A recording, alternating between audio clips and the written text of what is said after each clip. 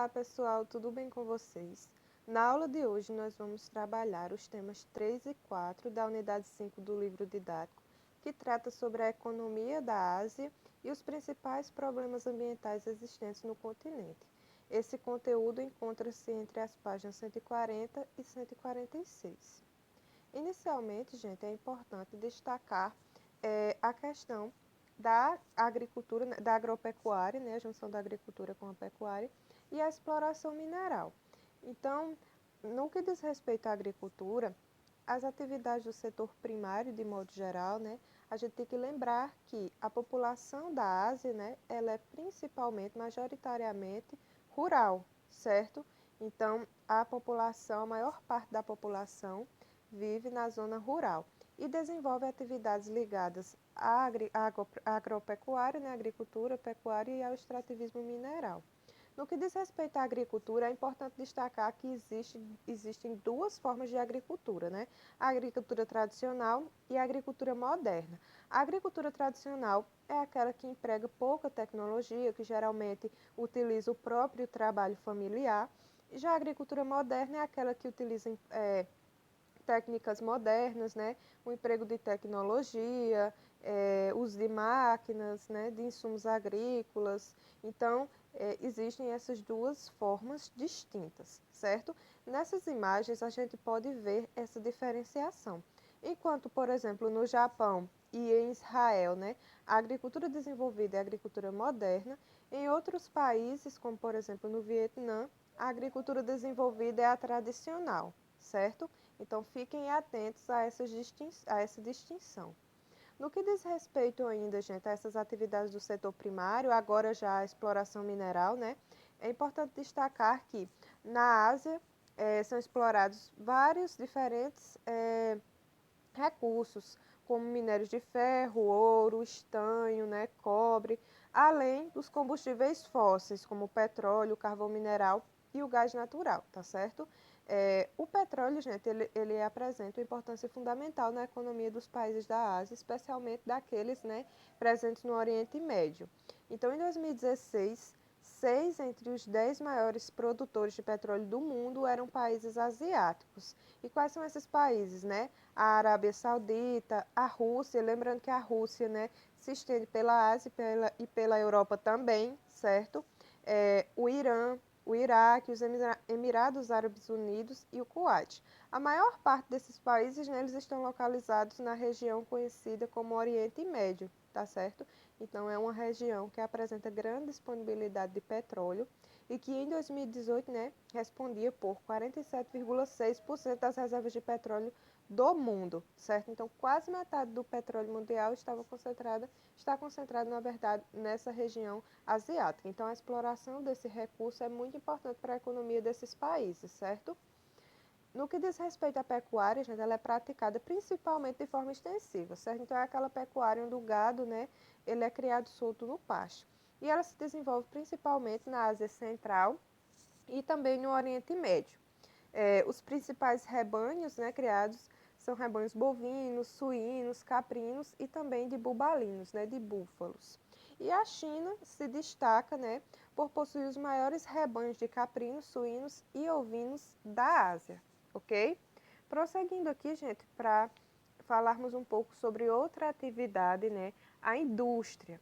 A Ásia, né, ela passou por um intenso processo de industrialização nos últimos anos, porém essa industrialização ela não se deu de forma igualitária, né, em todos os países. Existem alguns países que ainda não se desenvolveram tanto. Em contrapartida, existem outros que já estão bem avançados no grau de industrialização. E essa industrialização, ela se desenvolveu, né, ela ocorreu de duas formas, certo? Primeiro, em alguns países ela ocorreu combinado, né, esse processo de industrialização ocorreu combinado com altos investimentos em educação e também em desenvolvimento tecnológico, como é o caso do Japão, certo? Gente, nesse caso, né, houve conciliado a esse processo de industrialização uma melhoria da qualidade de vida da população, dos indicadores sociais, certo? Porém, existe, né, outra forma de industrialização nos países da Ásia. Então, em áreas, né, onde a atração de indústrias estrangeiras buscavam somente a mão de obra, a matéria-prima mais barata também, né? A isenção fiscal e leis trabalhistas menos rígidas. Nesses locais, gente, esse processo de industrialização não ocasionou uma melhoria, né, consistente nas condições de vida da população, né?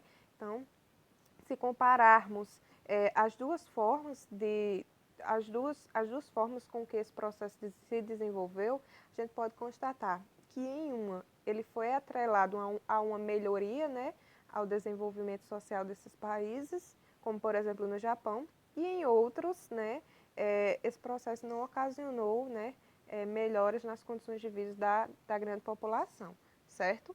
Prosseguindo aqui, gente, ganha destaque, né, nesse setor da indústria um grupo de países conhecidos como tigres asiáticos, certo? Então, esse processo industrial nesses países ocorreu de forma acelerada. E quais são eles?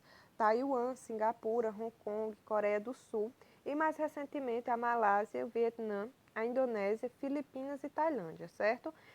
A produção industrial desses países ela se baseia nas plataformas de exportação, que são polos industriais, né, com a produção voltadas justamente para a exportação. Então, nesses países que compõem esse grupo, a atividade industrial é muito importante e bem presente, certo? Prosseguindo aqui, gente, agora com relação aos problemas, aos principais, né, problemas ambientais presentes no continente asiático. A gente sabe que a Ásia é o país mais populoso do mundo, né, e que a exploração e o uso intenso desses recursos naturais, né, quanto maior a população, mais intenso é o uso e a exploração.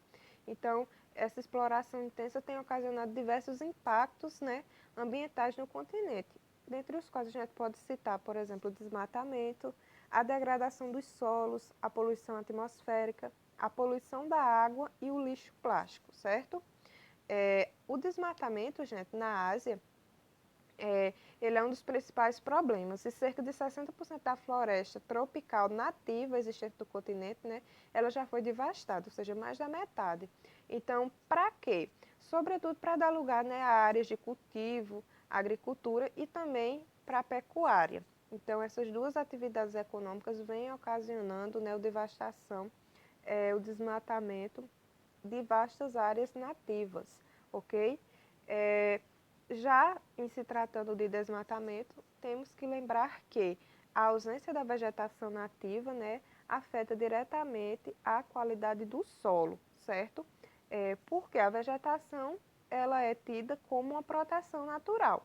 Então, se você retira a vegetação natural, aquele solo ele vai ficar exposto e, portanto, mais vulnerável à degradação. Então, o desmatamento atrelado ao uso intenso, né, desse solo para práticas de agricultura tem provocado a degradação desse recurso que é tão importante, né, de onde é produzido os alimentos que abastecem as grandes populações, as pessoas, né.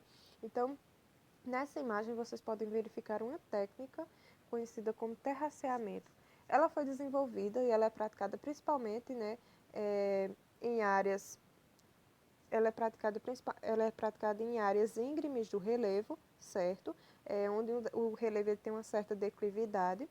Então, para impedir uma maior erosão desse solo. Percebam, né, que esses cortes feitos na vertente do relevo impedem com que a água, né, ela escoe e ela fica retida nesses degraus, certo? Então, essa técnica, ela impede, né, impede essa degradação, essa erosão intensa do solo e ela é muito praticada em áreas, né, de serras, áreas de relevo acidentado. No caso aí a gente está verificando uma plantação de arroz, tá, em algum país do continente asiático.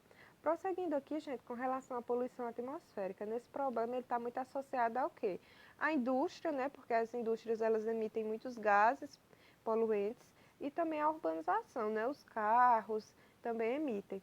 Então, a gente já sabe que nos maiores aglomerados urbanos, né, nas áreas de maior concentração industrial, maior concentração de automóveis, essa poluição é também maior. Então, ela é um problema muito presente nos países da Ásia, né, sobretudo na China, que é o país, né, que mais polui. E o outro é o lixo plástico, gente. Então, a maior camada de lixo plástico flutuante dos oceanos do nosso planeta se encontra no Pacífico Norte. É uma camada que ela vai dos Estados Unidos até o Japão, certo? E é uma camada que tem uma espessura de 10 metros. Então é muito lixo flutuando, né, sobre os oceanos, certo? Isso é muito prejudicial à biodiversidade marinha. A outra questão nessa questão, na verdade, né, a China, infelizmente, também é o país que se destaca porque é o maior poluidor dos oceanos, certo? Seguida pela Indonésia e pela Índia. Percebam que todos são países do continente asiático, certo, gente? Então, esse foi um panorama geral sobre esses problemas e ainda destacando aqui a questão da poluição das águas, porque a Ásia é o continente, né, que possui os rios mais poluídos do mundo, devido sobretudo que é o despejo de esgoto doméstico e também industrial, né, nesses cursos fluviais. Então, esses esgotos são jogados diretamente sem nenhum tratamento, ocasionando esses problemas que a gente pode verificar, né, nessas imagens. Aí, imagens do rio Ganges, na Índia, um dos rios mais poluídos do mundo, porque recebe justamente uma grande carga de esgoto, certo? A poluição das águas, gente, é uma das principais causas das elevadas taxas de mortalidade infantil em países como a Índia e a China, certo? E também nesses países, né, calcula-se que cerca da metade da população não tem acesso à água tratada. Então percebam que essa questão dos recursos hídricos, poluição, né, falta de saneamento básico, né, falta de tratamento com esses recursos é um problema muito presente e muito prejudicial, né, às pessoas, aos indivíduos, certo? Pessoal, por hoje a nossa aula vai ficando por aqui. Até o nosso próximo encontro.